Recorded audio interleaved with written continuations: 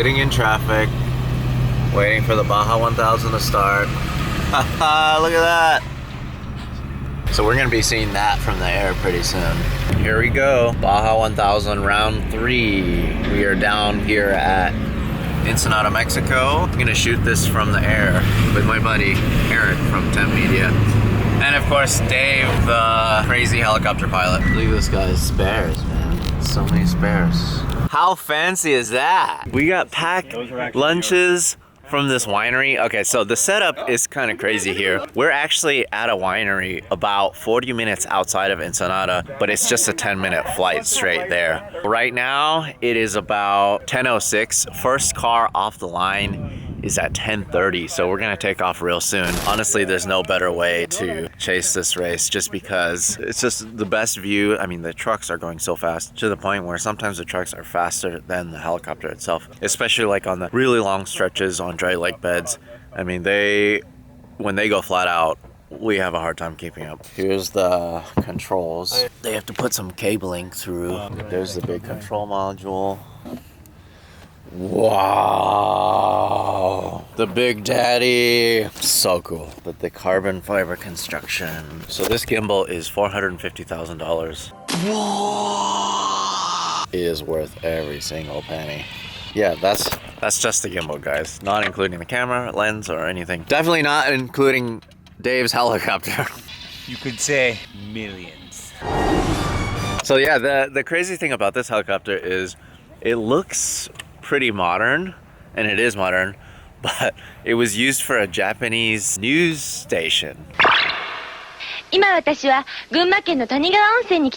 started life in Japan back in the late 80s, and now it's here. The guys are gonna mount the shot over F1 camera system to the nose of this A-Star. I love that it's just one bolt. It's just one bolt. Jesus bolt. While Eric is mounting the shot over, kind of want to show you guys what I'm working with here today in the air. I normally don't like to use zoom lenses, but since I'm stuck in one position, I can't walk backwards or forwards. I'm gonna be using the 100 to 400 is a brand new lens with a really good IS. I've used the previous one, but this one's a lot better. That's gonna be the maximum focal length for me, just shooting out of the helicopter. I have my trusty 70 to 200, and that's for probably when it gets a little darker. I'm gonna need a little more light, but still shooting telephoto. That I usually fly with that one, but just to have the extra range is nice.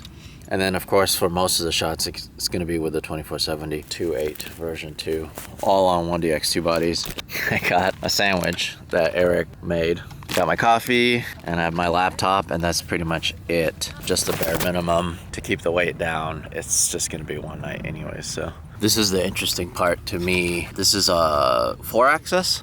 6. 6-axis stabilization.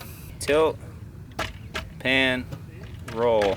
Inside, there's 3, 4, 5, 6, which is just like any other Ronin or Mobi yeah. or anything like that. That's what this is, GPS. Right. So the GPS is controlling the stepper motors, which is creating what's level and whatnot to an extent. And then these are high-powered magnets inside here that power up and isolate the vibration. So it's crazy because you really are controlling everything. I mean, so if you guys saw my camera car build, that takes at minimum 3 people to operate, and then sometimes 4 people in the car to operate the arm, the gimbal, and then the camera, focus, zoom, as well as aperture, camera settings. But this, Eric's controlling everything with the shot over controller. This is so cool. They have a 25-250. Wow. All the lens. T3.5. Is it 3.5 all the way? Yeah. Wow, that is a very expensive lens. $100 billion. They're recording on a Helium? Just a Dragon. Red Dragon. Gonna be shooting 5K all day today. That's the controller, and that's the monitor. Focus here. Got all our stuff in here. Our packed lunches. I got my 3 cameras here. I usually just put them on the floor. I shoot out of this little window. Perfect. Alright, we're doing a walk around. Everything looks good. I don't know anything about helicopters, but it looks good. Here we go. About to take off. Eric out there making last minute checks.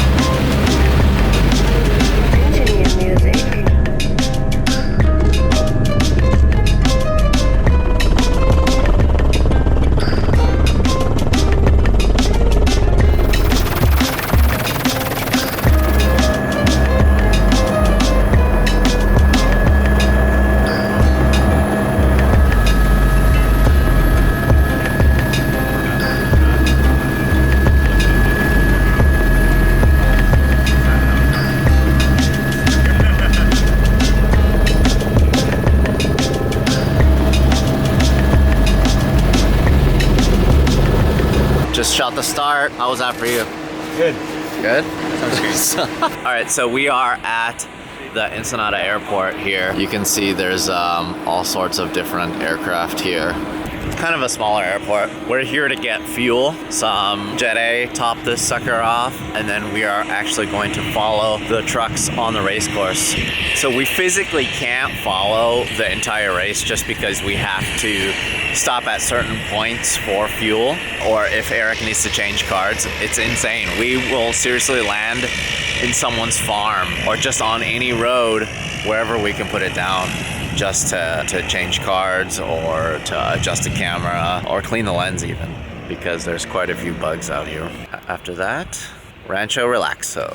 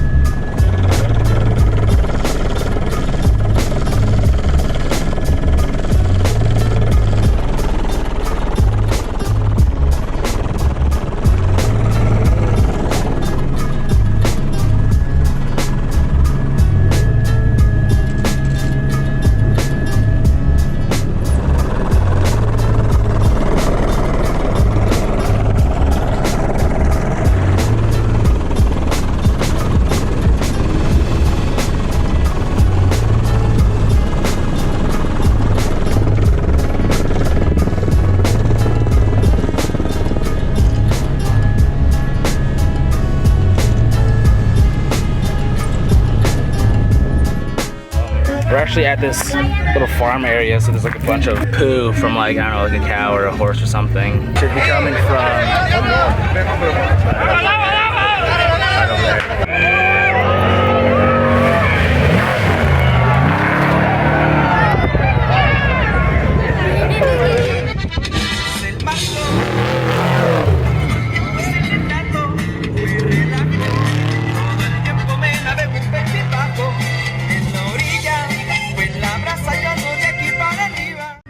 So here's the rig right now. We have Larry's FJ Cruiser. Got some brand new MTs on these things right now. I think they're like maybe a month, two old. Pretty nice.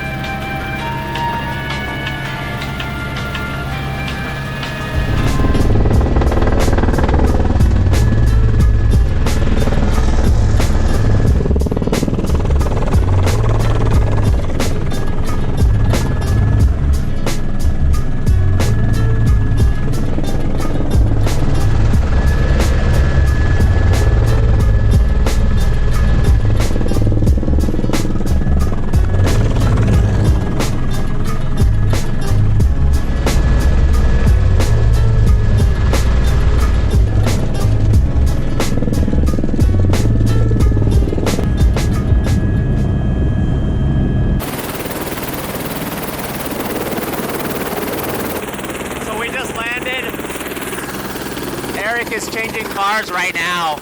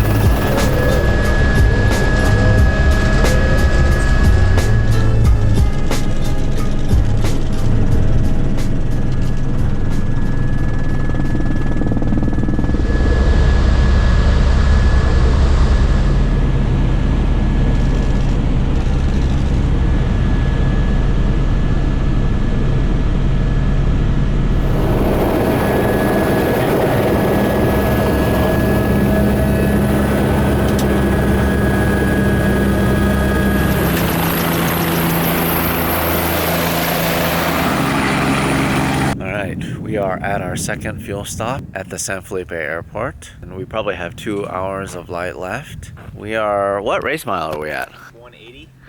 180. It's crazy how much ground we can actually cover from the air. But we'll shoot as much as we can, but then we have to go back to the west side of the peninsula. That's where we're staying, on the west side at one of our friends' houses. We're actually gonna land in their yard, which is kind of funny. But the best part is the race course actually goes by their house. So all night we're probably gonna be hearing cars go by. I've just been firing off shots all day. It's gonna be quite the task to go through them.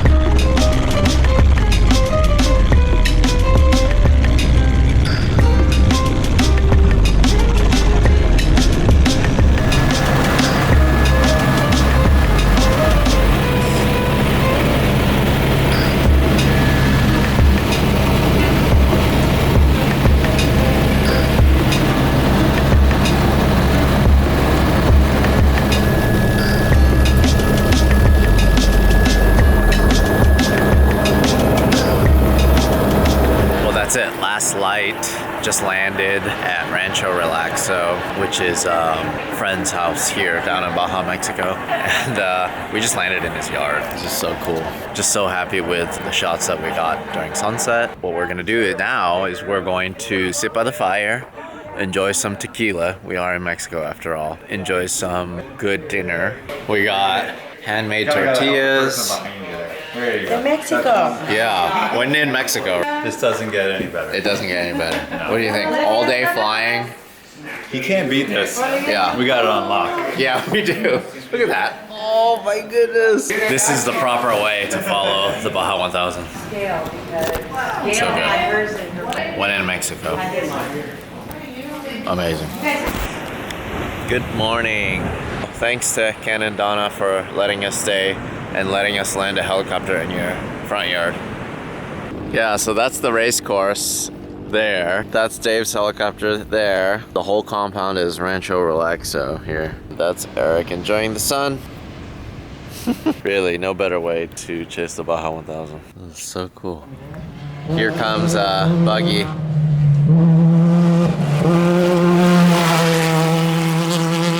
Woo! Check it out. Woo! Gonna win the Baja 1000.